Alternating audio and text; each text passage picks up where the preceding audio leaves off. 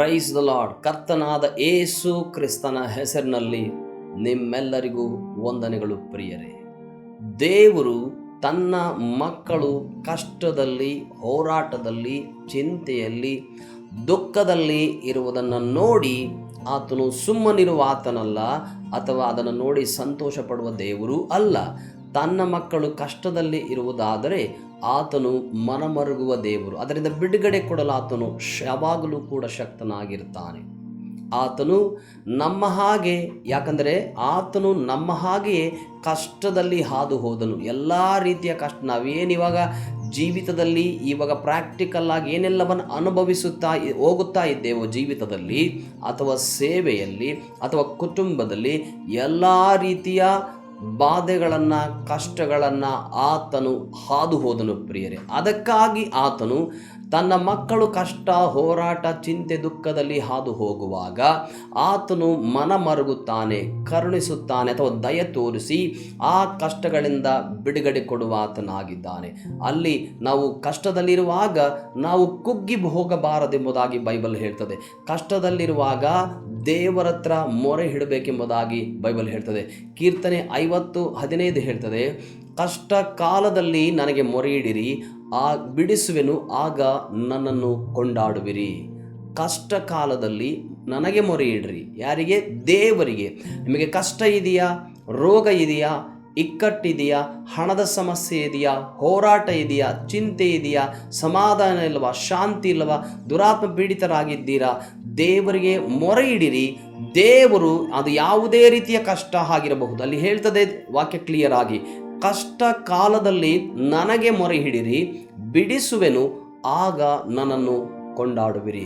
ಕಷ್ಟ ಕಾಲದಲ್ಲಿ ನಾವು ದೇವರಿಗೆ ಮೊರೆ ಇಡಬೇಕಾಗ್ತದೆ ಪ್ರಿಯರೇ. ದೇವರಿಗೆ ಮೊರೆ ಇಡಬೇಕು. ಯಾಕಂದರೆ ನಮ್ಮ ಕಷ್ಟವನ್ನು ಅಥವಾ ಕಷ್ಟದಿಂದ ಬಿಡುಗಡೆ ಕೊಡಲು ದೇವರು ಮಾತ್ರ ಶಕ್ತನಾಗಿದ್ದಾನೆ. ನಮ್ಮ ಸ್ನೇಹಿತರು, ಅಥವಾ ನಾವು ನಿಮ್ಮ ಬಂಧು ಬಳಗದವರು, ಅಥವಾ ನಿಮಗೆ ಗೊತ್ತಿರುವವರು, ಯಾವುದೇ ವ್ಯಕ್ತಿಗಳಿಂದ ನಿಮ್ಮ ಕಷ್ಟದಿಂದ ಬಿಡುಗಡೆ ಕೊಡಲಿಕ್ಕೆ ಸಾಧ್ಯವಿಲ್ಲ. ಅಥವಾ ಹಣ ಕಷ್ಟದಿಂದ ಬಿಡುಗಡೆ ಕೊಡಲಿಕ್ಕೆ ಸಾಧ್ಯವಿಲ್ಲ. ಅಥವಾ ಇನ್ನೊಂದೇನೋ ವಸ್ತುಗಳು ನಿಮ್ಮನ್ನು ಕಷ್ಟದಿಂದ ಬಿಡುಗಡೆ ಕೊಡಲಿಕ್ಕೆ ಸಾಧ್ಯವಿಲ್ಲ. ಅದಕ್ಕೆ ದೇವರು ಹೇಳ್ತಾನೆ, ಯೇಸು ಸ್ವಾಮಿ ಕ್ಲಿಯರ್ ಆಗಿ ಬೈಬಲ್ ಹೇಳ್ತದೆ, ಕೀರ್ತನೆ 50:15, ಕಷ್ಟ ಕಾಲದಲ್ಲಿ ನನಗೆ ಪ್ರಾರ್ಥಿಸಿರಿ, ಮೊರೆ ಇಡಿರಿ, ಬೇಡಿಕೊಳ್ಳಿರಿ, ಕೂಗಿರಿ, ನಾನು ಬಿಡುಗಡೆ ಕೊಡ್ತೇನೆ, ಆಗ ನನ್ನನ್ನು ನೀವು ಕೊಂಡಾಡುತ್ತೀರಾ. ಕಷ್ಟದಲ್ಲಿ ಇರುವಾಗಲೇ ನಾವು ದೇವರನ್ನು ಹೆಚ್ಚಾಗಿ ಸ್ತುತಿಸಬೇಕು. ಕಷ್ಟದಲ್ಲಿರುವಾಗಲೇ ನೀವು ದೇವರನ್ನು ಹೆಚ್ಚಾಗಿ ಹಾತುಕೊಂಡವರಾಗಿರಬೇಕು. ಕಷ್ಟ ಹೋರಾಟದಲ್ಲಿ ಬೆಂಕಿಯಲ್ಲಿ ಹಾದು ಹೋಗುತ್ತಿರುವಾಗಲೇ, ನದಿಗಳನ್ನು ನೀವು ದಾಟುವಂಥ ಅನುಭವ ಆಗುತ್ತಿರುವಾಗಲೇ ದೇವರಿಗೆ ಹತ್ತಿರವಾಗಿರಬೇಕು. ಅದಕ್ಕೆ ವಿರುದ್ಧವಾಗಿ ನೀವು ನಡೆದುಕೊಳ್ಳಬಾರದು. ಕಷ್ಟ ಇದೆ ಅಂತ ದೇವರಿಂದ ದೂರ ಹೋಗಬಾರದು.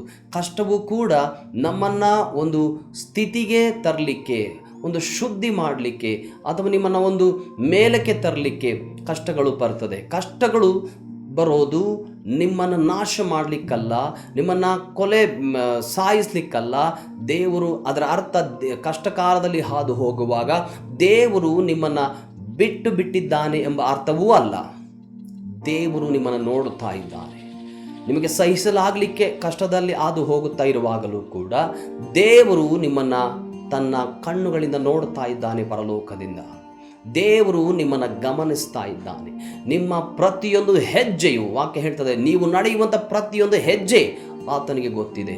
ನೀವು ಕೂತುಕೊಳ್ಳುವುದು, ಏಳುವುದು, ಮಲಗುವುದು, ನಿಮ್ಮ ಆಲೋಚನೆಗಳೆಲ್ಲವನ್ನ ದೇವರು ದೂರದಿಂದಲೇ ಬಲ್ಲವನಾಗಿದ್ದಾನೆ ಪ್ರಿಯರೇ. ಹಾಗಿರುವಾಗ ನೀವು ಆಲೋಚನೆ ಮಾಡಿರಿ, ದೇವರು ಹೇಗೆ ನೀವು ಕಷ್ಟದಲ್ಲಿ ಹಾದು ಹೋಗುವಾಗ ಬಿಟ್ಟು ದೂರ ಹೋಗ್ತಾನೆ. ನಿಜವಾಗ್ಲೂ ಹೇಳೋದಾದರೆ, ನೀವು ಕಷ್ಟದಲ್ಲಿ ಯಾವಾಗ ಹಾದು ಹೋಗ್ತಾ ಇರ್ತೀರೋ ಆವಾಗಲೇ ದೇವರು ನಿಮಗೆ ಬಹಳಷ್ಟು ಹತ್ತಿರವಾಗಿರ್ತಾನೆ. ಆಗ ನೀವು ಆತನ ಹತ್ತಿರ ಹೋಗಬೇಕಷ್ಟೇ. Very simple. ಆಗ ನೀವು ದೇವರ ಹತ್ತಿರ ಕಷ್ಟದಲ್ಲಿರುವಾಗ ಹೋದರೆ ಆತನು ಬಹಳ ಸಮೀಪ ಇರುವ ಆತನಾಗಿದ್ದಾನೆ. ನಿಮ್ಮ ಕಷ್ಟದಿಂದ ಬಿಡುಗಡೆ ಕೊಡ್ತಾನೆ.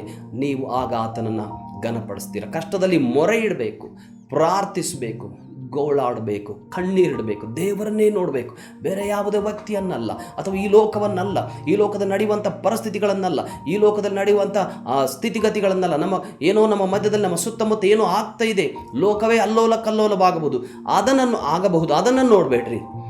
ನಿನ್ನನ್ನು ರಕ್ಷಿಸಿ ನಿನಗೋಸ್ಕರ ಪ್ರಾಣವನ್ನೇ ಕೊಟ್ಟಂಥ ಯೇಸು ಕ್ರಿಸ್ತನನ್ನು ನೋಡಿ ಆತನಿಗೆ ಮೊರೆ ಇಡುವಾಗ ನಿಮಗಿರುವಂಥ ಎಂಥದೇ ಕಷ್ಟ ಆಗಿರಲಿ, ಅದರಿಂದ ದೇವರು ಬಿಡುಗಡೆ ಕೊಡುವ ಆತನಾಗಿದ್ದಾನೆ. ಪ್ರಿಯರೇ, ನಿಮ್ಮ ದೇವರು, ನೀವು ನಂಬಿರುವ ದೇವರು, ನೀವು ಸೇವಿಸುವ ದೇವರು, ನಿಮಗೋಸ್ಕರ ಪ್ರಾಣ ಕೊಟ್ಟಂಥ ಕರ್ತನಾದ ಯೇಸು ಕ್ರಿಸ್ತನು ನಿಮಗಿರುವಂಥ ಎಲ್ಲ ಕಷ್ಟಗಳಿಗಿಂತ ದೊಡ್ಡವನಾಗಿದ್ದಾನೆ.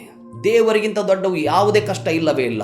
ಕಷ್ಟ, ಸಮಸ್ಯೆ, ಹೋರಾಟ, ಚಿಂತೆ, ದುಃಖ ಎಲ್ಲವುಗಳಿಗಿಂತ ದೇವರು ದೊಡ್ಡವನಾಗಿದ್ದಾನೆ, ಅದರ ಮೇಲೆ ಇದ್ದಾನೆ. ಅಂದರೆ ದೇವರ ಕಾಲ ಕೆಳಗೆ, ದೇವರ ಅಡಿಯಲ್ಲಿ ಎಲ್ಲ ಕಷ್ಟಗಳು ಇದೆ. ಪ್ರಿಯರೇ, ನಾವು ಅದನ್ನು ತಿಳಿದುಕೊಳ್ಬೇಕಷ್ಟೇ. ನಮ್ಮ ಕಷ್ಟಗಳ ಮೇಲೆ ದೇವರಿದ್ದಾನೆ. ಕಷ್ಟಗಳು ದೇವರನ್ನು ಅಥವಾ ನಿಮ್ಮನ್ನು ಜಯಿಸಲಿಕ್ಕೆ ಸಾಧ್ಯವಿಲ್ಲ. ನೀವು ಕಷ್ಟವನ್ನು, ರೋಗವನ್ನು, ಇಕ್ಕಟ್ಟನ್ನು ಎಲ್ಲವನ್ನ ಜಯಿಸಿ ದೇವರನ್ನೇ ನೋಡಬೇಕೆಂಬುದಾಗಿ ಕಷ್ಟಗಳು ಕೆಲವು ಸಮಯದಲ್ಲಿ ಬರ್ತಾವೆ. ಕೆಲವು ಸಮಯದಲ್ಲಿ ದೇವರೇ ಅನುಮತಿಸ್ತಾರೆ, ಕೆಲವು ಸಮಯ ಸೈತಾನನಿಂದ ಬರ್ತಾವೆ, ಕೆಲವು ಸಮಯ ನಮ್ಮ ಒಂದು ತಪ್ಪಾದ ಆಲೋಚನೆಗಳು, ತಪ್ಪಾದ ಮಾರ್ಗಗಳು, ತಪ್ಪಾದ ತೀರ್ಮಾನಗಳಿಂದ ಬರ್ತಾವೆ. ಅವುಗಳನ್ನು ನಾವು ತಿಳಿದುಕೊಳ್ಳಬೇಕು ದೇವರ ಆತ್ಮನಿಂದ, ದೇವರ ವಾಕ್ಯದಿಂದ. ದೇವರ ವಾಕ್ಯವನ್ನು ಹೋದವರಾಗುವಾಗ ಯಾಕೆ ಬಂತು, ಯಾವ ರೀತಿ ಬಂತು, ಹೇಗೆ ಬಂತು, ಎಲ್ಲವನ್ನ ದೇವರು ನಿಮಗೆ ತಿಳಿಸ್ತಾನೆ. ಪ್ರಿಯರೇ, ನೀತಿವಂತನಿಗೆ ಸಂಭವಿಸುವ ಕಷ್ಟ ಅನೇಕ ಇದ್ದರೂ ದೇವರು ಅವೆಲ್ಲವನ್ನು ಬಿಡುಗಡೆ ಕೊಡ್ತಾನೆ. ಕೀರ್ತನೆ 34:19 ಕ್ಲಿಯರ್ ಆಗಿ ಹೇಳ್ತದೆ, ನಿಮಗೆ ಅನೇಕ ಕಷ್ಟ ಇದೆ, ಎಲ್ಲವುಗಳಿಂದ ದೇವರು ಬಿಡುಗಡೆ ಕೊಡ್ತಾನೆ. ನೀತಿವಂತನಿಗೆ ಸಂಭವಿಸುವ ಕಷ್ಟಗಳು ಅನೇಕವಿದ್ದರೂ ದೇವರು ಅವೆಲ್ಲವುಗಳಿಂದ ಬಿಡುಗಡೆ ಕೊಡ್ತಾನೆ. ಪ್ರಿಯರೇ, ಕೀರ್ತನೆ 34 ಹೇಳ್ತದೆ, ಅನೇಕ ಒಳ್ಳೆಯವರಿಗೆ ಕಷ್ಟ ಬರ್ತದೆ. ಸ್ವಾಮಿ, ನಾನು ನಿನ್ನನ್ನು ಪ್ರಾರ್ಥಿಸ್ತಾ ಇದ್ದೀನಿ, ಉಪವಾಸ ಪ್ರಾರ್ಥನೆ ಮಾಡ್ತೀನಿ, ವಾಕ್ಯ ಓದ್ತೀನಿ, ಪ್ರಾರ್ಥನೆ ಮಾಡ್ತೀನಿ, ಹೆಚ್ಚಾಗಿ ನಾನು ನಿನ್ನ ರಾಜ್ಯಕ್ಕೋಸ್ಕರ ಕೊಡ್ತೀನಿ, ನಿನ್ನ ರಾಜ್ಯಕ್ಕೋಸ್ಕರ ಹೆಚ್ಚಾಗಿ ಸೇವೆ ಮಾಡ್ತೀನಿ, ದುಡಿತೀನಿ, ನನಗೇ ಯಾಕೆ ಕಷ್ಟ ಬರ್ತದೆ ಎಂಬುದಾಗಿ ಅನೇಕರು ಪ್ರಾರ್ಥಿಸ್ತಾರೆ, ಅನೇಕರು ಕೇಳ್ತಾರೆ. ದೇವರು ನಿಜವಾಗಲೂ ಯಾರಿಗೂ ಕಷ್ಟ ಕೊಡುವ ಆತನಲ್ಲ. ಲೋಕದ ಜನ ಹೇಳ್ತಾರಲ್ಲ, ಪರಮಾತ್ಮ ಇದ್ದಿದ್ರೆ ಅಥವಾ ದೇವರು ಇದ್ದಿದ್ರೆ ನನಗೆ ಯಾಕಿಂತ ಕಷ್ಟ ಬರ್ತಿತ್ತು. ದೇವರು ಇರೋದಕ್ಕೆ ನಿಮಗೆ ಇದುವರೆಗೂ ಕಷ್ಟ ಬಂದಿಲ್ಲ. ದೇವರು ಇಲ್ಲದೆ ಇದ್ದಿದ್ರೆ ನೀವು ಎಲ್ಲಿರ್ತಿದ್ರೋ ಗೊತ್ತಿಲ್ಲ, ಈ ಲೋಕ ಏನಾಗಿರ್ತಿತ್ತೋ ಗೊತ್ತಿಲ್ಲ. ದೇವರು ಇರೋದ್ರಿಂದ ನಾವುಗಳು ಜೀವಂತವಾಗಿದ್ದೇವೆ, ಆತನ ಮಕ್ಕಳಾಗಿದ್ದೇವೆ. ನಿಜವಾಗಲೂ ದೇವರಿದ್ದಾನೆ. ಪ್ರಿಯರೇ, ನಂಬುವನಿಂದ ಎಲ್ಲವೂ ಸಾಧ್ಯ. ನೀವು ಕಷ್ಟ ಕಾಲದಲ್ಲಿ, ಕರ್ತನ ಇಕ್ಕಟ್ಟಿನ ಸಮಯದಲ್ಲಿ ಗೋಳಾಡ್ತಾ ಇದ್ದೀರಾ, ಪ್ರಾರ್ಥಿಸ್ತಾ ಇದ್ದೀರಾ, ನಿಮ್ಮ ಮನೆಯ ಮೂಲೆಯಲ್ಲಿ ಕೂತ್ಕೊಂಡು ಪ್ರಾರ್ಥಿಸ್ತಾ ಇದ್ದೀರಾ, ಉತ್ತರ ಸಿಗ್ತಾ ಇಲ್ವಾ? ಇನ್ನೂ ಹೆಚ್ಚಾಗಲಿ ನಿಮ್ಮ ಪ್ರಾರ್ಥನಾ ಸಮಯ, ಇನ್ನೂ ಆಳವಾಗಿ ಹೋಗ್ರಿ ಆತ್ಮೀಕವಾಗಿ. ದೇವರು ನಿಮ್ಮ ಕಷ್ಟ ಕಾಲದಲ್ಲಿ ಪ್ರಾರ್ಥಿಸಿದ ದೇವರನ್ನು ಆತನು ಬಿಡುಗಡೆ ಕೊಡುವ ದೇವರಾಗಿದ್ದಾನೆ. ಆತನು ಬಿಡುಗಡೆ ಕೊಟ್ಟು ನಿಮ್ಮನ್ನು ಏನೂ ಕಡಿಮೆ ಇಲ್ಲದವರನ್ನಾಗಿ, ನಿಮ್ಮನ್ನು ಏನು ಎಲ್ಲದಕ್ಕಿಂತ ಮೇಲಾಗಿ ದೇವರು ಇಡುವ ಆತನಾಗಿದ್ದಾನೆ. ನೀತಿವಂತನಿಗೆ ಕಷ್ಟಗಳು ಬರ್ತದೆ, ಆದರೆ ದೇವರು ಅವೆಲ್ಲವುಗಳಿಂದ ಬಿಡುಗಡೆ ಕೊಡ್ತಾನೆ. ಯೋಸೇಫನು ನೀತಿವಂತನಾಗಿದ್ದನು. ಬೈಬಲ್ ಹೇಳ್ತದೆ, ಯಾವುದೇ ತಪ್ಪನ್ನು ಅವನು ಮಾಡಲಿಲ್ಲ, ಆದರೂ ಅನ್ಯಾಯವಾಗಿ ಅವನನ್ನು ಸೆರೆಮನೆಯಲ್ಲಿ ಹಾಕಲಾಯಿತು. ಪ್ರಿಯರೇ, ಯಾಕಂದರೆ ನೀತಿವಂತನಿಗೆ ಕಷ್ಟ ಅವನು ನೀತಿವಂತನಾಗಿದ್ದ, ಬಹಳಷ್ಟು ದೊಡ್ಡ ಕಷ್ಟ ಬಂತು ಅವನ ಜೀವಿತದಲ್ಲಿ. ಸೆರೆಮನೆಯಲ್ಲಿ ಹಾಕಿದರು ಅನ್ಯಾಯವಾಗಿ, ಮಾಡದೇ ಇರುವಂಥ ತಪ್ಪು, ಏನನ್ನೂ ಮಾಡಲಿಲ್ಲ, ಆ್ಯಕ್ಚುಲಿ ಏನೂ ತಪ್ಪು ಮಾಡಲಿಲ್ಲ ಆತನು, ಆದರೂ ಅವನನ್ನು ಸೆರೆಮನೆಯಲ್ಲಿ ಹಾಕಿದರು.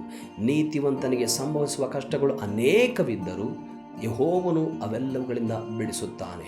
ಅವನನ್ನು ಅನ್ಯಾಯವಾಗಿ ಸೆರೆಮನೆಯಲ್ಲಿ ಹಾಕಿದರು.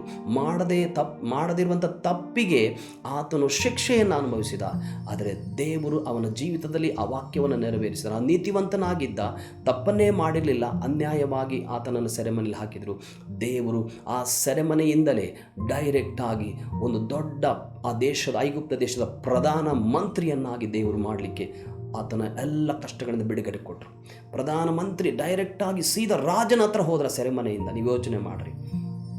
ಅನೇಕರು ಚಿಂತಿಸಿರಬಹುದು ಯೋಸೇಫನ ಜೀವಿತ ಮುಗಿಯಿತು ಅಂತ, ಆದರೆ ಅವನನ್ನು ದೇವರು ಸೆರೆಮನೆಯಿಂದ ಎತ್ತುಕೊಂಡು ಹೋಗಿ ಸೀದಾ ರಾಜನ ಹತ್ರ ನಿಲ್ಲಿಸಿ ಅವನ ಕನಸು ಎಲ್ಲವನ್ನು ಹೇಳುವಾಗ ದೇಶದ ಪ್ರಧಾನಮಂತ್ರಿಯನ್ನಾಗಿ ಆ ರಾಜನ ಅಪಾಯಿಂಟ್ ಮಾಡ್ತಾನೆ. ಪ್ರಿಯನೇ, ನೀವು ಆಲೋಚನೆ ಮಾಡಿರಿ. ನಿಮಗೆ ಅನೇಕ ರೀತಿಯ ಕಷ್ಟಗಳಿರಬಹುದು, ನಿಮ್ಮಿಂದ ಸಹಿಸ್ಕೊಳ್ಳೋಕ್ಕಾಗ್ತಾ ಇಲ್ಲ. ಅನೇಕರು ನಿಮಗೆ ತುಚ್ಚು ಮಾತುಗಳನ್ನು ಆಡ್ತಾ ಇರ್ಬೋದು, ನೋವಾಗುವಾಗೆ ಮಾತನಾಡ್ತಾ ನಿಮ್ಮ ಮನೆಯಲ್ಲೋ ಅಥವಾ ನಿಮ್ಮ ಕುಟುಂಬದಲ್ಲೋ ಅಥವಾ ಅಕ್ಕಪಕ್ಕದ ಮನೆಗಳಲ್ಲೋ ನೀವು ದೇವರ ನಿಮಿತ್ತ ಕಷ್ಟಗಳನ್ನು ತಾಳಿಕೊಳ್ಳೋದು ಧನ್ಯನೆಂಬುದಾಗಿ ಬೈಬಲ್ ಹೇಳ್ತದೆ.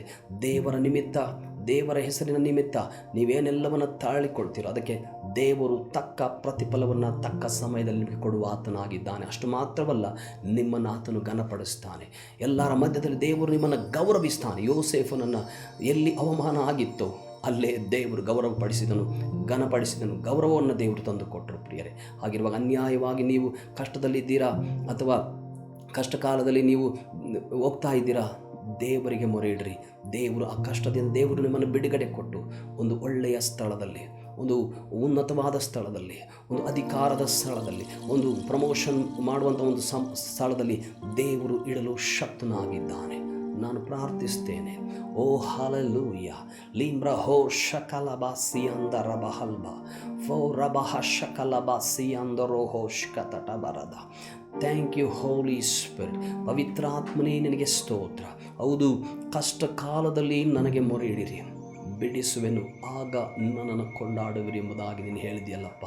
ದೇವರೇ, ಯಾರೆಲ್ಲ ಕಷ್ಟದಲ್ಲಿ, ಹೋರಾಟದಲ್ಲಿ, ಚಿಂತೆಯಲ್ಲಿ, ದುಃಖದಲ್ಲಿ, ಇಕ್ಕಟ್ಟಿನಲ್ಲಿ ಹಾದು ಹೋಗ್ತಾ ಇದ್ದಾರೋ, ಅನೇಕ ದಿನ, ತಿಂಗಳುಗಳಿಂದ, ವರ್ಷಗಳಿಂದ ಪ್ರಾರ್ಥಿಸ್ತಾ ಇದ್ದಾರೋ, ಯೇಸುವಿನ ನಾಮದಲ್ಲಿ ಅವರು ಯಾವುದೇ ಕಷ್ಟದಲ್ಲಿ ಹಾದು ಹೋಗುತ್ತಾ ಇದ್ದರು, ಯೇಸು ಕ್ರಿಸ್ತನ ಅಧಿಕಾರವುಳ್ಳ ನಾಮದಲ್ಲಿ ಅವರಿಗಿರುವಂಥ ಕಷ್ಟದ ಮಧ್ಯದಲ್ಲಿ ನಿನಗೆ ಮೊರೆ ಇಡಲಿಕ್ಕೆ ಸಹಾಯ ಮಾಡು ದೇವರೇ. ಕಷ್ಟದ ಸಮಯದಲ್ಲಿ ಸೋತು ಹೋಗದ ಹಾಗೆ ನಿನ್ನ ಬಲದಿಂದ ತುಂಬಿಸು. ಓ ಹಲ್ಲೆಲೂಯಾ. ಪ್ರೋತ್ಸಾಹಪಡಿಸು ಪವಿತ್ರಾತ್ಮನೇ, ನಿನ್ನ ಬಲದಿಂದ ತುಂಬಿಸು ದೇವರ ಆತ್ಮನೇ. ಅಪ್ಪ ಕರ್ತನವರನ್ನು ಬಲಪಡಿಸು ದೇವರೇ. ನಿನ್ನ ಬಲದಿಂದ ತುಂಬಿಸು, ನಿನ್ನ ಕೃಪೆಯಿಂದ ತುಂಬಿಸು, ನಿನ್ನ ಜ್ಞಾನದಿಂದ ತುಂಬಿಸು. ಹೆಚ್ಚಾಗಿ ನಿನಗೆ ಮೊರೆ ಇಡಲಿಕ್ಕೆ ಸಹಾಯ ಮಾಡು. ನಾನು ಬಿಡಿಸುತ್ತೇನೆ ಎಂಬುದಾಗಿ ಹೇಳಿದ್ಯಲ್ಲಪ್ಪ. ಇವರ ಪ್ರಾರ್ಥನೆಗಳನ್ನು, ಕಷ್ಟದಲ್ಲಿರುವಂಥ ಇವರ ಮೊರೆಯನ್ನು ನೀನು ಕೇಳು ಪವಿತ್ರಾತ್ಮನೆ. ಪೂರ್ತಿಯಾಗಿ ಅವರನ್ನು ಬಿಡುಗಡೆ ಕೊಡು ದೇವರೇ. ಓ ಹಲ್ಲೆಲೂಯಾ. ದೇವರಾತ್ಮನು ಎಲ್ಲಿದ್ದಾನೋ ಅಲ್ಲಿ ಬಿಡುಗಡೆ ಉಂಟು ಎಂಬುದಾಗಿ ನಿನ್ನ ವಾಕ್ಯ ಹೇಳ್ತದೆ. ದೇವರಾತ್ಮನೇ, ಅವರ ಕಷ್ಟದ ಮಧ್ಯದಲ್ಲಿ ನಿನಗೆ ಮೊರೆ ಇಡುವಾಗ ಪರಿಪೂರ್ಣವಾದ ಬಿಡುಗಡೆಯನ್ನು ಘೋಷಣೆ ಮಾಡ್ತಾ ಇದ್ದೇನೆ ಯೇಸು ಕ್ರಿಸ್ತನ ನಾಮದಲ್ಲಿ. ದೇವರೇ, ಆಶೀರ್ವಾದ ಮಾಡು. ಯಾರೆಲ್ಲ ಕಷ್ಟದಲ್ಲಿ, ರೋಗದಲ್ಲಿ, ಬಲಹೀನತೆಯಲ್ಲಿ, ಬೆಡ್ಡಿನಿಂದ ಎದ್ದೇಳಕ್ಕಾಗದೆ ಅವರು ಕರ್ತನೇ ಹೋರಾಟದಲ್ಲಿ ಹೋಗ್ತಾ ಇದ್ದಾರೋ, ಪರಿಪೂರ್ಣವಾದ ಅವರಿಗೆ ಬಿಡುಗಡೆನ ಘೋಷಣೆ ಮಾಡ್ತಾ ಇದ್ದೇನೆ ಯೇಸುವಿನ ನಾಮದಲ್ಲಿ. ಹಲ್ಲೆಲೂಯಾ. ಗುಣಮಾಡುವುದಿನ ಶಕ್ತಿ ನಾನು ಮಾತನಾಡ್ತಾ ಇದ್ದೇನೆ ದೇವರೇ. ಹಲ್ಲೆಲೂಯಾ. ಲಿಮ ಹೋ ಸಬರದ. ಅಪ್ಪ, ಆಶೀರ್ವಾದ ಮಾಡು ಅಪ್ಪ. ನಿನ್ನನ್ನೇ ಆತುಕೊಳ್ಳಿಕ್ಕೆ, ನಿನಗೆ ಮೊರೆ ಇಡಲಿಕ್ಕೆ ಕಷ್ಟ ಕಾಲದಲ್ಲಿ ಸಹಾಯ ಮಾಡು. ನಿನ್ನನ್ನೇ ಘನಪಡಿಸಲಿಕ್ಕೆ ಸಹಾಯ ಮಾಡು. ಆಶೀರ್ವಾದ ಮಾಡು. ಎಲ್ಲ ಸ್ತುತಿಗನ ಮಾನ ಮಹಿಮೆ ನಿನ್ನೊಬ್ಬನಿಗೆ ಸಲ್ಲಿಸುತ್ತೇನೆ ಯೇಸು ಕ್ರಿಸ್ತನ ನಾಮದಲ್ಲಿ ಬೇಡಿದ್ದೇನೆ ಜೀವಳ ತಂದೆಯಾದ ದೇವರೇ. Amen, amen, amen. Praise Lord, praise Lord. ದೇವರು ನಿಮ್ಮನ್ನು ಆಶೀರ್ವಾದ ಮಾಡಲಿ.